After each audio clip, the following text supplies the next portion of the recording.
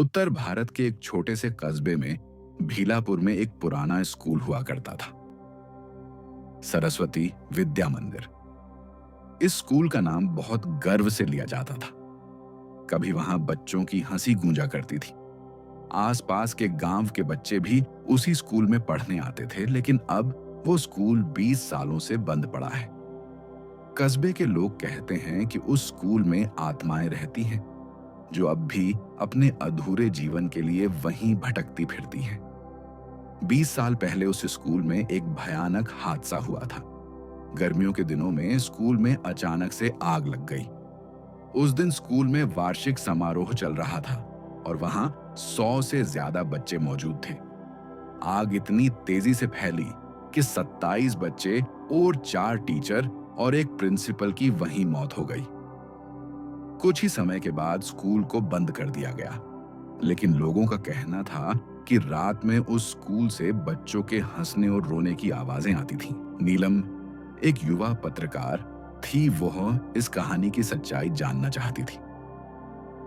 उसे स्कूल की भूतिया कहानियों में कुछ तो झूठ लगता था। उसने पहले उस गांव के मुखिया से बात की। मैं वहां उस स्कूल में जाना चाहती हूं।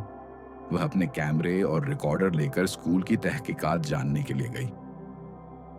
रात के 12 बजे थे। वह स्कूल के अंदर पहुंची।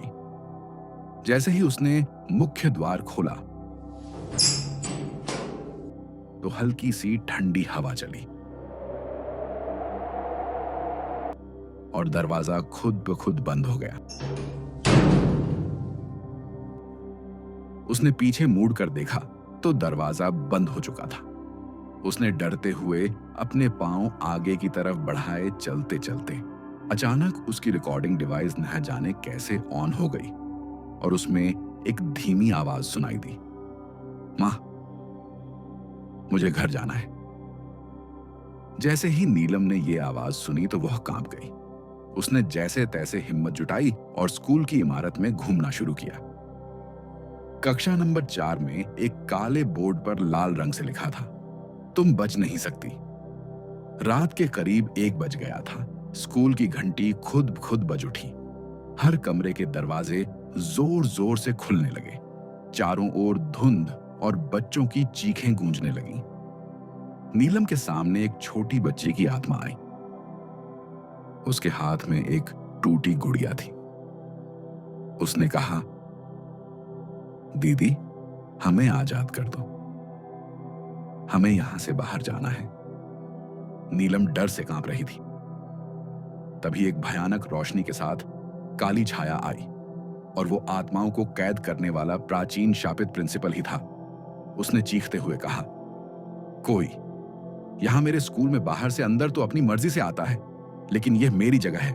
कोई यहां से बाहर मेरी मर्जी से ही जाएगा, लेकिन जाएगा तो तब ना जब जिंदा बचेगा। नीलम की सांसें थमने लगी थीं। तभी वहां आया तांत्रिक महेश्वर बाबा, जिनका नाम पूरे इलाके में प्रसिद्ध था। गांव वालों ने बाबा को पहले ही बताया था कि उस स्कूल में एक लड़की चली गई है। आप कुछ करो बाबा जी, नहीं तो वो लड़की बेचारी मारी जाएगी। बाबा जी पहले से ही तैयार थे। उन्होंने पहले भी सुना था कि इस स्कूल में आत्माओं को बंधक बनाया गया है। उन्होंने प्रवेश करते ही त्रिशूल से एक मंत्र पढ़ा, AUM क्षिप्रम मोचय स्वाहा। स्कूल की दीवारें जोर जोर से हिलने लगीं। आत्माओं की कराहट गूंजने लगी। एक के बाद एक आत्माएं सामने आने लगीं। बच्चों, अध्यापकों और उन सभी की जिनकी मौत उस आग में हुई थी।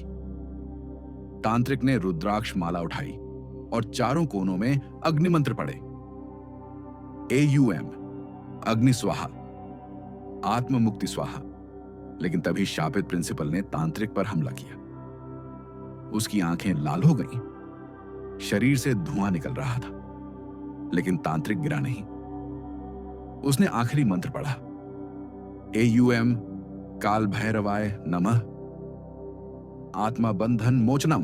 तेज रोशनी फैली, जोरदार धमाका हुआ और वो काली छाया चीखते हुए झलकर राख हो गई। आत्माओं ने चैन की सांस ली। एक एक कर सभी आत्माएं आसमान की ओर उड़ने लगीं। बच्ची ने नीलम को देखा और कहा, धन्यवाद दीदी, अब हम आजाद हैं। स्कूल एकदम से शांत हो गया। नीलम ने अपनी रिकॉर्डिंग बंद की और बाहर आई। अगले दिन नीलम ने एक रिपोर्ट लिखी। एक स्कूल जो सिर्फ इमारत नहीं था, वो आत्माओं का कैद खाना था जिसे अब मुक्ति मिली है। सरकार ने उस स्कूल को गिरा दिया और उस जगह पर अब एक स्मारक बना दी है जिस पर लिखा है, यहां वे आत्माएं थीं जिन्हें इंसानों की मदद से मुक्ति मिली। कहते हैं उस स्कूल की राख आज भी रात को चमकती है और कभी-कभी वहां से एक छोटी सी हंसी सुनाई देती है। शायद कोई आत्मा अब भी धन्यवाद कह रही हो।